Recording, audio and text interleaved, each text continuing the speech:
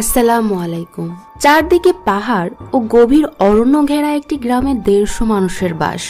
বন থেকে মধু ও ফলমূল সংগ্রহ করে জীবিকা নির্বাহ করা এই গ্রামের মানুষজন আধুনিক সভ্যতা থেকে অনেক দূরে। তাদের কাছে এই বন ও পাহাড় ভগবানের দেয়া শ্রেষ্ঠ আশীর্বাদ। কিন্তু হঠাৎ শহর থেকে আসা কিছু মানুষের কুনজর পড়ে এই বন ও পাহাড়ের উপর।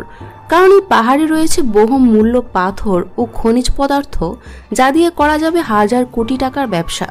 এজন্য অর্থলোভী ও তথাকথিত সভ্য মানুষেরা এই সহজ সরল মানুষদের পাহাড় থেকে সরাতে তাদের উপর শুরু করে অমানসিক নির্যাতন। এই সহজ সরল নিরস্ত্র পাহাড়িরা কি পারবে তাদের জন্মভূমি পাহাড়কে রক্ষা করতে? এমনই এক টান টান উত্তেজনা নিয়ে আমাদের আজকের মুভি কাদাম্বন। 2017 সালে রিলিজ হওয়া এই তামিল মুভিটির IMDb রেটিং 6.5 আউট অফ 10, সাথে 87% গুগল ব্যবহারকারী মুভিটিকে পছন্দ করেছেন। তো চলুন দেরি না করে শুরু করা যাক কাদম্বন মুভির বাংলা এক্সপ্লেনেশন। মুভির কাহিনী শুরু হয় দক্ষিণ ভারতের পাহাড় ও অরণ্য ঘেরা গ্রাম কাদম্বন থেকে। এই গ্রামের সর্বসাকুল্যে 150 জন পাহাড়ি মানুষের বাস। এই গ্রামের সর্দার মোগারামের ছেলে কাদম্ব এই গ্রামের সবচেয়ে সাহসী ও শক্তিশালী পুরুষদের মধ্যে অন্যতম। সে কোমরে দড়ি বেঁধে উঁচু পাহাড় থেকে পাহাড়ের ঢালে গিয়ে মৌচাক থেকে মধু সংগ্রহ করে আনে। পাহাড়ের উপর থেকে কিছু গ্রামবাসীর কাদম্বকে এই কাজে সাহায্য করে। আস্ত একটি মৌচাক নিয়ে আনন্দ করতে করতে গ্রামে ফেরার পথে কাদম্বরা একটি বাঘকে চামড়া ছাড়ানো অবস্থায় গাছের সাথে ঝুলানো দেখতে পায়। তাদের বুঝতে বাকি থাকে না যে কেউ ওই বাঘটিকে মেরে তার চামড়া ছাড়িয়ে নিয়ে গেছে বিক্রি করার জন্য। কাদম্বর বাবা কাদম্ব ও অন্যান্য গ্রামবাসীদের বলে, এই মানুষদের লোভের কারণে দিন দিন জঙ্গলে বন্যপ্রাণীদের সংখ্যা কমে যাচ্ছে। এমন ভাবে চলতে থাকলে একদিন জঙ্গলের কিছুই আর অবশিষ্ট থাকবে না। এসব দেখে কাদম্ব অনেক রেগে যায়। সে সবাইকে বলে, আমাদেরকে যত দ্রুত সম্ভব এর একটি সমাধান বের করতে হবে, না হলে একদিন সব শেষ হয়ে যাবে। পরের সিনে আমরা এই জঙ্গলের ফরেস্ট গার্ড বাসিল রাজাকে দেখতে পাই। দুটো ছেলে বাঘের চামড়াটি এনে বাসিল রাজার টেবিলে রাখে। বাসিল রাজা তখন ছেলে দুটিকে বলে, জঙ্গলে 25টি বাঘ আছে, আর তোরা একটি মাত্র বাঘের চামড়া আনতে পেরেছিস। ছেলে দুটি তখন বাসিল রাজাকে বলে, গ্রামবাসীর চোখে ফাঁকি দিয়ে বন্যপ্রাণী শিকার করা অনেক কঠিন। অর্থাৎ ফরেস্ট গার্ড নিজেই বন্যপ্রাণী শিকার করে তার চোরাচালান করত। রক্ষক ভক্ষক হলে যা হয় আর কি। এদিকে কাদম্বরা গ্রামে ফিরে কেটে আনা মৌচাক থেকে মধু বের করছিল। ওই সময় মায়া নামের এই মেয়েটি কাদম্বর সাথে লাইন মারার চেষ্টা করে। কাদম্বর বন্ধু উল্লাকুটি সে কাদম্বকে বলে, তার আজ তাড়াতাড়ি বাড়ি যেতে হবে, বাড়িতে তার জরুরি কাজ আছে। ওই সময় উল্লাকুটির ছেলে উল্লাকুটিকে বলে, বাবা তাড়াতাড়ি বাড়িতে চলো, মা বমি করছে। এটি শুনে সবাই বুঝে যায় যে উল্লাকুটি আবারও বাবা হতে চলেছে। সবাই তখন উল্লাকুটিকে নিয়ে হাসি ঠাট্টা করতে থাকে। উল্লাকুটির ছেলে উল্লাকুটিকে বলে, বাবা এবার কিন্তু আমার একটা বোন চাই। উল্লাকুটি বলে, ঠিক আছে, আগে বাড়ি চল। এই ছেলেটির নাম ধীরান। ধীরান সবসময় নিজেকে কাদম্বর সাথে তুলনা করত আর হিংসা করত। ধীরানের বোন রাধির বয়স 19 পেরিয়ে গেলেও তার বাচ্চামি স্বভাব এখনো যায়নি। সারাদিন সে বাচ্চাদের সাথে খেলাধুলা করে বেড়ায়। এজন্য রাধির বিরুদ্ধে তার মায়ের অভিযোগের শেষ নেই। পরের সিনে আমরা রাধিকে দেখি। উল্লাকুটির ছেলে রাধিকে এসে খবর দিয়েছে যে মায়া কাদম্বর সাথে লাইন মারার চেষ্টা করছে। এদিকে রাধি আবার কাদম্বকে পছন্দ করে। এজন্য সে কিছু বাচ্চাকে সাথে নিয়ে মায়াকে তাড়া করে। মায়াকে ধরে সে মায়ের মাথায় একটি থাপ্পড় দিয়ে বলে, আর কোনোদিন যদি কাদম্বর সাথে তোকে লাইন মারতে দেখি তবে তোর মাথা ফাটিয়ে দেব। জানিস না কাদম্বকে আমি পছন্দ করি। এই বলে সে মায়াকে ছেড়ে দেয়। পরের সিনে ধীরান ও গ্রামের কিছু ছেলে বৃষ্টির মধ্যে নারকেল দিয়ে ফুটবল খেলছিল। ওই সময় ধীরান কাদম্বর কাছে এসে তাকে উস্কাতে থাকে খেলার জন্য। কাদম্ব খেলতে গেলে ধীরান ইচ্ছে করে কাদম্বকে ধাক্কা লাথি মারতে শুরু করে। কাদম্ব এটি বুঝতে পারলে তাদের মধ্যে ঝগড়া লেগে যায়। ঠিক ওই সময় জঙ্গল থেকে একসাথে অনেকগুলো পাখি ডেকে ওঠে। গ্রামের প্রথা অনুযায়ী এটি তাদের জন্য অনেক বড় কোনো বিপদের আগাম সংকেত। গ্রামের সবাই ভয়ে ঘর থেকে বাহিরে বেরিয়ে আসে। সবাই বুঝতে পারে যে তাদের সামনে বড় কোনো বিপদ আসতে চলেছে। সিন শিফট হয় আর সিন চলে আসে শহরে। এমআর সিমেন্ট কোম্পানির মালিক মহেন্দ্র ও তার ভাই অরুণ নতুন একটি বিজনেস প্রজেক্টের মিটিং এসেছে। কোম্পানির একজন স্টাফ মহেন্দ্রকে বলে যে কাদম্ব জঙ্গলের পাহাড়ে অতি উন্নত মানের লাইমস্টোন বা চুনা পাথর রয়েছে, যা দিয়ে আগামী 50-60 বছর তারা নিশ্চিন্তে উন্নত মানের সিমেন্ট উৎপাদন করতে পারবে। এই প্রজেক্ট থেকে বছরে তারা 10,000 কোটি টাকা লাভ করতে পারবে। সব শুনে মহেন্দ্র অতি দ্রুত এই প্রজেক্ট শুরু করতে বলে। কিন্তু মহেন্দ্রর ভাই অরুণ বলে, ভাইয়া এই প্রজেক্টে কিছু সমস্যা আছে। পাহাড়ে প্রায় 150 জন আদিবাসীর বাস। তাদেরকে পাহাড় থেকে নামাতে না পারলে এই প্রজেক্ট শুরু করা অসম্ভব। আর পাহাড়িরা কিছুতেই পাহাড় ছাড়তে রাজি হচ্ছে না, এমনকি তারা সরকারি অফারও প্রত্যাখ্যান করেছে। মাহেন্দ্র অরুণকে বলে কিভাবে তাদেরকে পাহাড় থেকে নামাতে হয় তা আমি দেখছি। আমি বলেছি প্রজেক্ট শুরু হবে মানে হবেই। সিন শিফট হয় আবার জঙ্গলে। কাদম্ব জঙ্গলে যাচ্ছিল মধু সংগ্রহ করতে। রাধেও তার পেছন পেছন যাচ্ছিল তার সাথে লাইন মারতে, কিন্তু কাদম্ব তাকে তেমন পাত্তা দিচ্ছিল না। কিছু দূর যাবার পর জঙ্গলের ভেতরে তারা দুটি ছেলেকে দেখতে পায় যারা মাটি খুঁড়ে হাতির দাঁত বের করছিল। এই দুটি ছেলে রাজার কাছে বাঘের চামড়া নিয়ে গিয়েছিল, অর্থাৎ এরাই রাজার হয়ে কাজ করে। কাদম্বকে দেখে ছেলে দুটি পালানোর চেষ্টা করে, কিন্তু কাদম্ব তাদেরকে ধরে বেঁধে গ্রামে নিয়ে আসে। গ্রামের লোকেরা তাদেরকে কিছু বলার আগেই ফরেস্ট গার্ড রাজা আরো 2 জন কনস্টেবল নিয়ে এসে ছেলে দুটিকে হালকা চড় থাপ্পড় দিয়ে হাতের দাঁত সহ গাড়িতে তুলে নিয়ে যাচ্ছিল। কাদম্ব রাজার গাড়ির সামনে এসে দাঁড়ায়। কাদম্ব রাজাকে বলে, আমরা এত কষ্ট করে তাদেরকে ধরে হাতির দাঁতগুলো উদ্ধার করে আনলাম, আর আপনি কিছু না বলে সবকিছু নিয়ে চলে যাচ্ছেন। রাজা বলে, তো এর জন্য কি তোকে পুরস্কার দিতে হবে নাকি? কাদম্বর সাথে রাজার আরো কিছু কথা কাটাকাটি হয়। কাদম্বর বাবা তখন গাড়ির কাছে এসে কাদম্বর পক্ষ থেকে রাজার কাছে ক্ষমা চায়। এরপর রাজা গাড়ি নিয়ে চলে যায়। এদিকে এমআর সিমেন্ট কোম্পানির মালিক মাহেন্দ্র, জেলার প্রধান ফরেস্ট অফিসার বরুণ ও কাদম্বর ফরেস্ট অফিসার রাজাকে তার ফার্ম হাউসে নিমন্ত্রণ করে আনে। বরুণ ও রাজা মাহেন্দ্রর ফার্ম হাউসে এসে পৌঁছালে তাদের স্ত্রীরা তাদেরকে ফোন দিয়ে বলে যে মাহেন্দ্র তাদের জন্য একটি করে গাড়ি উপহার পাঠিয়েছে। মাহেন্দ্র তখন বরুণ ও রাজাকে বলে, এসব তো মাত্র শুরু, সে তাদেরকে এত দেবে যে তারা কল্পনাও করতে পারবে না। তারা যেন শুধু মাহেন্দ্রর কথা মতো কাজ করে। এইসব শুনে বরুণ ও রাজা মাহেন্দ্রর কেনা গোলাম হয়ে যায়। তারা বলে, স্যার আপনি যা বলেন আমরা তাই করতে রাজি। মাহেন্দ্র বলে, সবার আগে তোমরা ওই পাহাড়িদের পাহাড় থেকে নামিয়ে আনো, আমি কোনো ঝামেলা চাই না। বরুণ ও রাজা বলে, আপনি কোনো চিন্তা করবেন না, এমন প্ল্যান করব যে পাহাড়িরা নিজের ইচ্ছায় পাহাড় থেকে নেমে আসবে। এদিকে রাধি এখনো কাদম্বের পেছনে পড়ে আছে, তাকে পটিয়ে তার সাথে প্রেম করার জন্য, কিন্তু কাদম্ব এখনো তাকে তেমন গুরুত্ব দেয় না। এটি দেখে রাধি রাগে কাদম্বর কাছে গিয়ে বলে, আমি তোর পেছন পেছন ঘুরছি তো তাই বেশি ভাব দেখাচ্ছিস, দেখিস একদিন তুই আমার পেছন পেছন ঘুরবি। এই বলে রাধি বাড়ি চলে যায়। বাড়ি যাবার পথে রাধির মাথায় একটি দুষ্ট বুদ্ধি খেলে। সে কবিরাজের বাড়িতে গিয়ে বলে, দাদা আমাকে এমন ওষুধ দাও যা খাওয়ালে কেউ আমার সাথে প্রেম করার জন্য পাগল হয়ে যাবে। কবিরাজ রাধিকে একটি জড়িবুটি দিয়ে বলে, এটি খাওয়াতে পারলে শুধু প্রেম না 1 সপ্তাহের মধ্যে শাদী হয়ে যাবে। রাধি ওই জড়িবুটি নিয়ে আবার কাদম্বর বাড়িতে এসে দেখে কাদম্ব তার বাড়িতে খড়ের চালা ঠিক করছিল। রাধি একটি গাছের আড়ালে লুকিয়ে সুযোগ খুঁজতে থাকে কিভাবে কাদম্বকে এই জড়িবুটি খাওয়ানো যায়। ঠিক ওই সময় কাদম্বর বাবা কাদম্বর খাওয়ার জন্য একটি গামলায় করে কিছু ক্ষীর রেখে যায়। রাধির সুযোগ বুঝে সে জড়িবুটি ক্ষীরের সাথে মিশিয়ে দিয়ে আবার আড়ালে লুকিয়ে পড়ে। ওই সময় কাদম্বর বন্ধু উল্লাকুটি কাদম্বর বাড়িতে আসে। সামনে গামলা ভর্তি ক্ষীর দেখতে পেয়ে সে লোভ সামলাতে না পেরে জড়িবুটি মেশানো ক্ষীর পুরোটাই খেয়ে ফেলে। মুহূর্তে তার শরীরে যেন কারেন্ট খেলে যায়। সে তার বাড়ির দিকে দৌড়ে যায়। বাড়িতে গিয়ে উঠান থেকে সে তার বউকে কোলে করে নিয়ে ঘরে চলে যায়। তারপর কি হয় তা আপনারাই বুঝে নেন। এর পরদিন কাদম্ব বর্ষা দিয়ে নদীতে মাছ ধরছিল। রাধে ওই সময় আবার কাদম্বর কাছে এসে তাকে হ্যাঁ বা না কিছু বলতে বলে, নাহলে সে নদীতে লাফ দেবে। কাদম্ব তাকে পাত্তা না দিয়ে বলে, ঝাঁপ দিতে চাইলে দিয়ে দাও। রাধে তখন কাদম্বকে ধাক্কা দিয়ে তাকে নিয়ে পাহাড় থেকে নিচে নদীতে ঝাঁপ দেয়। দুজন পানি থেকে উঠে আসলে রাধে কাদম্বকে বলে, আমরা বাঁচলে একসাথে বাঁচবো, আর মরলে একসাথে মরবো। এখান থেকে দুজনের মধ্যে রোমান্টিক লাভ স্টোরি শুরু হয়। এরপর দিন জঙ্গল থেকে মধু সংগ্রহ করে ফেরার পথে ফরেস্ট অফিসার রাজার সাথে কাদম্বদের দেখা হয়। রাজা কাদম্বকে জিজ্ঞেস করে ঝুড়িতে কি আছে। কাদম্ব তখন একটি পাত্রে থাকা সব মধু মাটিতে ফেলে দেয়। রাজা কাদম্বকে বলে, তুই মধু মাটিতে ফেলে দিলি কেন? কাদম্ব বলে, আপনি তো সব নিয়েই যেতেন, এখন ফেলে দিলাম, মাটি থেকে চেটে চেটে নিয়ে যান। এই কথা শুনে রাজা রাগে কাদম্বকে পুলিশ ভ্যানে উঠিয়ে নিয়ে চলে যায়। এদিকে ওই দিনই সেখানে ট্রাইবাল ওয়েলফেয়ার ট্রাস্ট নামের একটি সংগঠনের 3 জন লোক রাজার অফিসে এসে বলে যে তাদের কাছে কমপ্লেন এসেছে যে রাজা পাহাড়ে থাকা গ্রামবাসীদের অত্যাচার করছে। রাজা বলে, না, আমি তো এমন কিছু করছি না। ঠিক ওই সময় কাদম্বর বাবা সেখানে এসে রাজাকে অনুরোধ করে যে সে যেন কাদম্বকে ছেড়ে দেয়। মোগারামের কান্নাকাটি শুনে ট্রাস্টের লোকেরা রাজাকে বলে এখনই সে যেন কাদম্বকে ছেড়ে দেয়, না হলে তারা হিউম্যান রাইট রাজার বিরুদ্ধে কমপ্লেন করবে।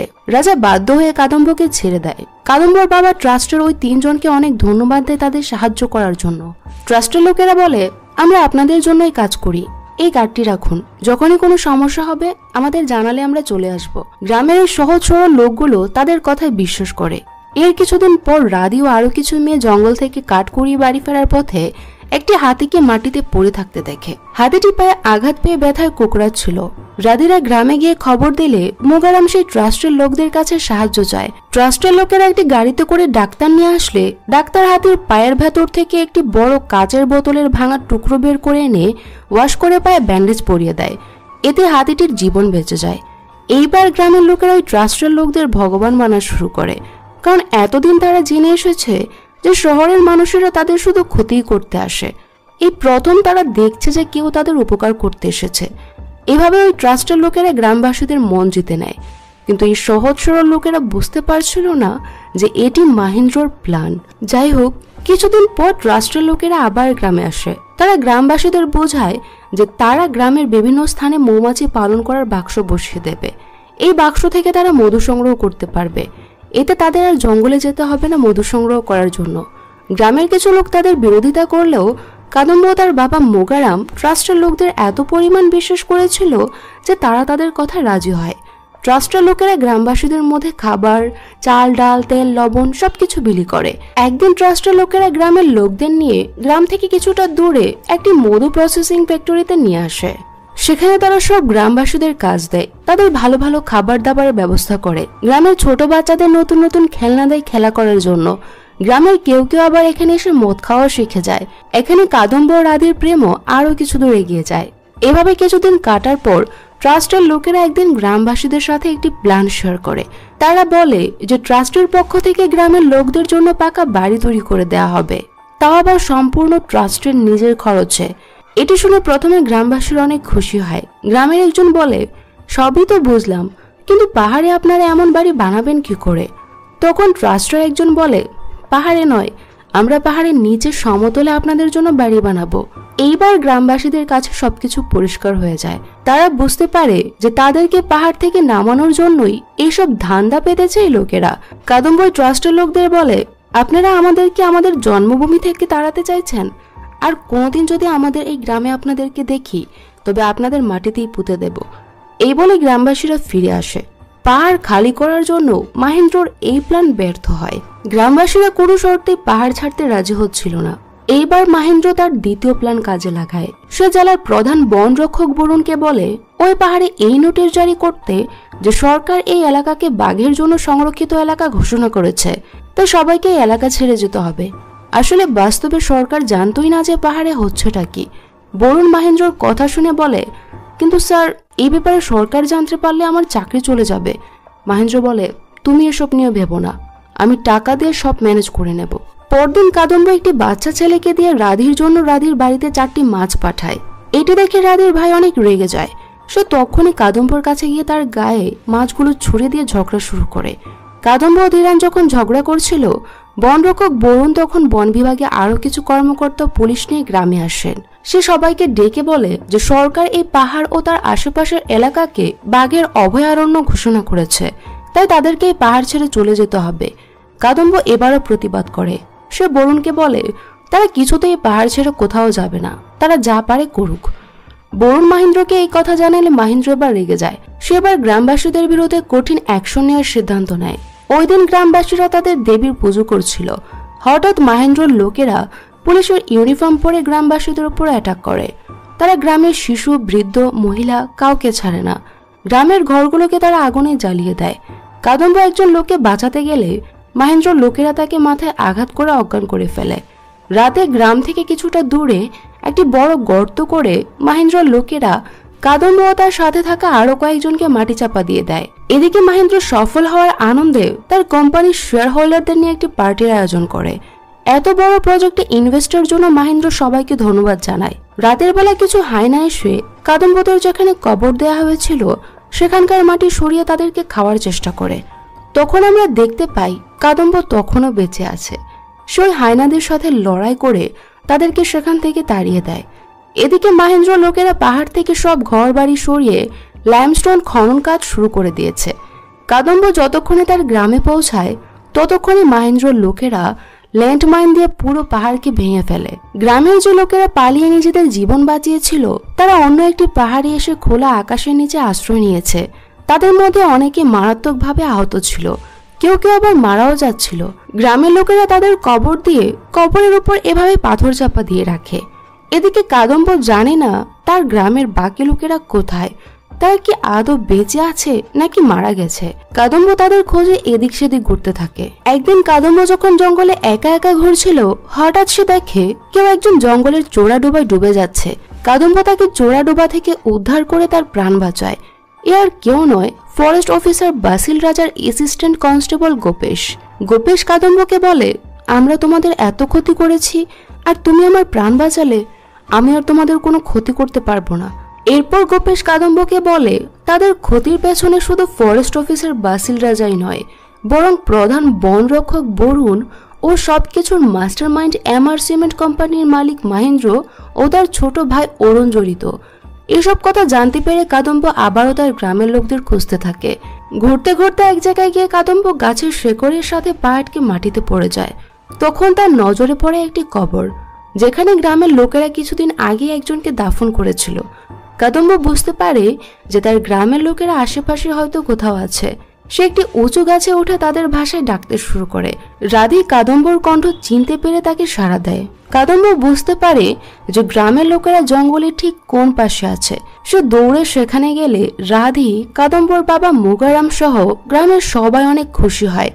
গ্রামবাসীরা জিজ্ঞেস করে তাদের নিখোঁজ বাকি স্বজনরা কোথায়। কাদম্ব বলে, আর কেউ বেঁচে নেই, সবাইকে মেরে ওরা মাটি চাপা দিয়ে দিয়েছে। একথা শুনে গ্রামবাসীদের মধ্যে আহাজারি শুরু হয়ে যায়। স্বজন হারানোর বেদনায় সবাই আর্তনাদ করতে থাকে। কাদম্ব সবাইকে পুরো ঘটনাটা খুলে বলে যে কিভাবে মহেন্দ্র শুধু ব্যবসার জন্য তাদের জীবন নিয়ে খেলছে। সে গ্রামবাসীদের বলে, ওই হায়নাদের কবল থেকে আমাদেরকেই পাহাড় রক্ষা করতে হবে। তোমরা সবাই কিছু শুকনো নারকেল জোগাড় করো। পরদিন সকালে শ্রমিকরা যখন মাটি খোদাই করছিল, গ্রামবাসীরা হাজার হাজার শুকনো নারকেল ছুটতে থাকে পাহাড়ের উপর থেকে।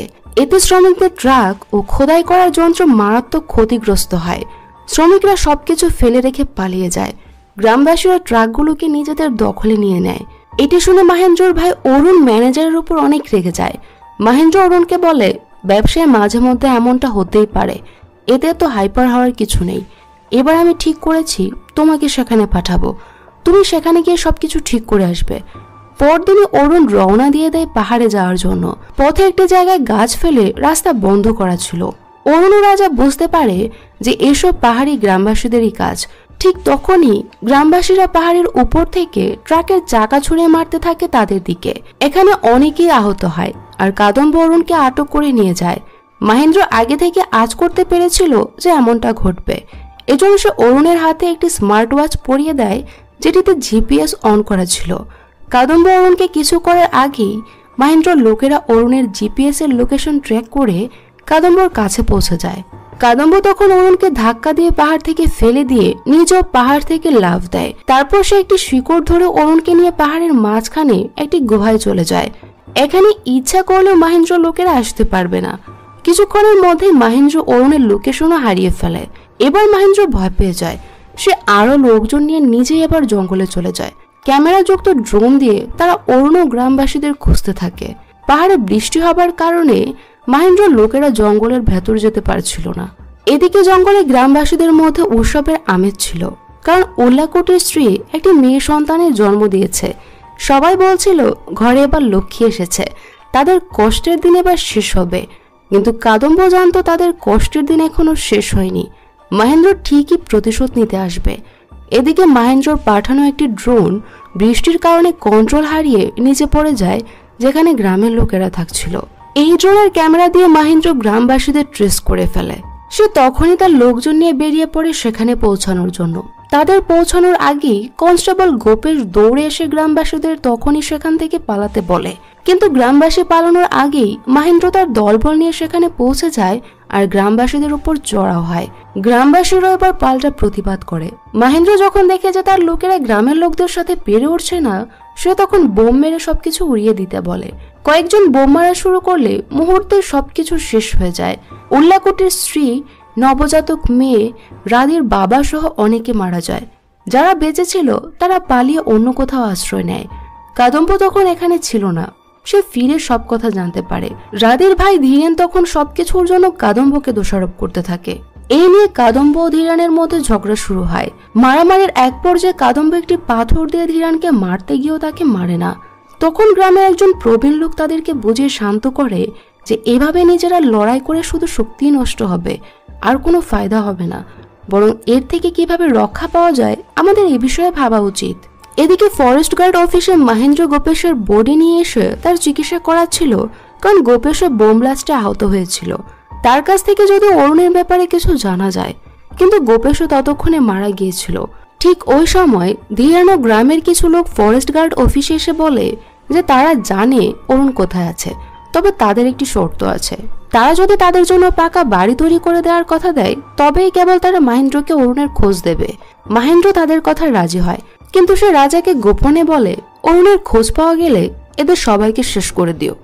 এদিকে কাদম্ব গ্রামের অন্য লোকেরা জঙ্গল থেকে বাঁশ ও অন্যান্য সামগ্রী সংগ্রহ করে দেশীয় অস্ত্র ও ফাঁদ বানানো শুরু করে। জঙ্গল থেকে কিছু বন্য হাতিকেও তারা কলা খাইয়ে তাদের বশে করে নেয়। ধীরান মহেন্দ্র ও তার লোকদের নিয়ে সেখানে আসলে প্রথমে সে মহেন্দ্রকে এখানে দাঁড়িয়ে থাকতে বলে, আর নিজে ভেতরে গিয়ে একটি মাদুরে করে পেঁচিয়ে অরুণের ডেড বডি নিয়ে মহেন্দ্রর সামনে ছুঁড়ে ফেলে। মহেন্দ্র অরুণের ডেড বডি দেখে অনেক রেগে যায়। তখন আমরা জানতে পারি অরুণকে পাহাড়ে আটক রাখার সময় একদিন সে ধীরানকে মারার চেষ্টা করলে কাদম্ব অরুণকে মেরে ফেলে, আর মহেন্দ্রকে তার দলবল সহ এখানে আনার জন্যই ধীরান মহেন্দ্রকে মিথ্যে বলেছিল। মহেন্দ্র প্রচন্ড রাগে তার লোকদের ফায়ার করতে বললে কাদম্ব ও ধীরান দৌড়ে জঙ্গলের ভেতর চলে যায়। এরপর তারা তাদের তৈরি করা অস্ত্রগুলো এক এক করে ব্যবহার করতে থাকে। প্রথমে তারা ছোট ছোট গলতিতে আগুন দিয়ে মহেন্দ্রর লোকদের সামনে ছুঁড়ে মারে, এতে চারদিকে ধোঁয়ায় ছেয়ে যায়। এরপর তারা বন্য হাতিদের ছেড়ে দেয়। এতগুলো বন্য হাতির পাল দেখে মহেন্দ্রের লোকেরা ভয় পেয়ে এদিক সেদিক ছুটতে থাকে। কাদম্ব এক এক করে সবাইকে মারতে থাকে। কাদম্ব মহেন্দ্রকে মেরে জঙ্গলে নিয়ে আসে। মহেন্দ্র বলে, তুই আজ আমাকে মারতে পারবি ঠিকই, কিন্তু আমার মতো হাজারো লোক আসবে তোদের এখান থেকে সরিয়ে বহুমূল্য খনিজ নিতে। কাদম্ব বলে, যদি তোরা হাজারে আসিস, আমরা তবে লাখো গ্রামবাসী তোদের মোকাবিলা করব। কাদম্ব তখন মহেন্দ্রকে আঘাত করে একটি গর্তে ফেলে দেয়। গ্রামবাসীরা তখন এক এক করে পাথর ছুঁড়ে মারতে থাকে মহেন্দ্রর উপর। মহেন্দ্র সেখানেই মারা যায়। এরপর গ্রামবাসীরা মিলে তাদের নিহত স্বজনদের কবর করে তাদের দাফন করে দেয়। আর এই সিনের মধ্য দিয়েই মুভিটি শেষ হয়ে যায়। তো মুভিটির কাহিনী আপনাদের কাছে কেমন লেগেছে তা কমেন্টে জানাতে ভুলবেন না। সবাই ভালো থাকবেন, সুস্থ থাকবেন, আর আমাদের